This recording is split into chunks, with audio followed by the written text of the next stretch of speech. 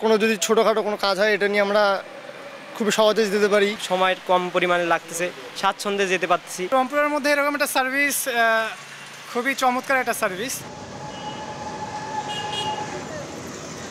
চটজলদি জরুরি কোনো কাজে যেতে চান কিংবা একটা স্কুটিতে করে ঘুরে বেড়াতে চান মনের আনন্দে, তাহলে চিন্তার কোনো কারণ নেই। মাত্র 2 টাকা মিনিটে ভাড়া হবে স্কুটি। চালাতে পারবেন নিজেই, সাথে নিতে পারবেন সঙ্গীকেও।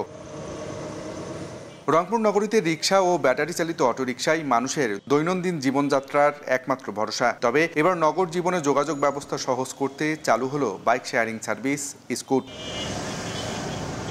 সম্প্রতি স্কুট লিমিটেডের ব্যাটারি চালিত 8টি স্কুট নিয়ে শুরু হয়েছে এর যাত্রা। প্রতিদিন সকাল 10টা থেকে রাত 8টা পর্যন্ত ভাড়ায় স্কুটি নিতে পারবেন আগ্রহীরা। প্রাথমিকভাবে এই স্কুটি চালানোর ভাড়া নির্ধারণ করা হয়েছে মিনিটে 2 টাকা। ইতোমধ্যেই এই স্কুটি সাড়া ফেলেছে সব বয়সীদের মাঝে। কোনো যদি ছোটোখাটো কোনো কাজ হয় এটা নিয়ে আমরা খুব সহজে যেতে পারি, খুব অল্প খরচে হয়। নগদের কাছে সব গ্রাহকই প্রিয়, তাই তো সারা দেশে ক্যাশ আউট চার্জ সবচেয়ে কম।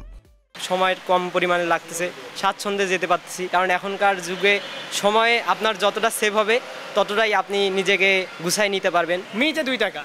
তো আমার কাছে এই জিনিসটা নেগেটিভ লাগছে যে সময়ের উপরে টাকা। বিষয়টা এরকম হলে ভালো হতো যে কত কিলো চালাচ্ছি আমি তার উপরে টাকা। কেননা একটা জায়গায় আমি গেলাম, গিয়ে হয়তো দেখা যাচ্ছে 5 মিনিটের কাজ আমার 10 মিনিট লেগে গেল।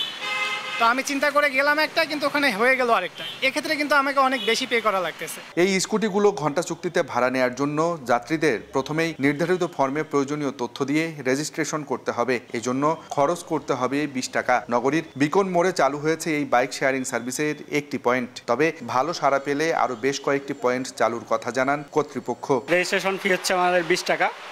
এর পরবর্তী 2 টাকা মিনিট চার্জ আর কি আমাদের। যারা স্টুডেন্ট, হ্যাঁ, বয়স হচ্ছে 18 থেকে 22-25, হ্যাঁ, এরকম এই ধরনের ক্লায়েন্টে আমাদের কাস্টমার বেশি আসতেছে। ব্যাটারি চালিত স্কুটিগুলো প্রতি ঘন্টায় সর্বোচ্চ 35 কিলোমিটার গতিতে ছুটতে পারে, আর এক চার্জে চলবে 70 কিলোমিটার পর্যন্ত। এই উদ্ভাবন তথ্য যোগাযোগ প্রযুক্তি বিভাগের আইডিয়া প্রকল্পের একটি প্রজেক্ট। আব্দুর রশিদ জীবন, সময় সংবাদ, রংপুর।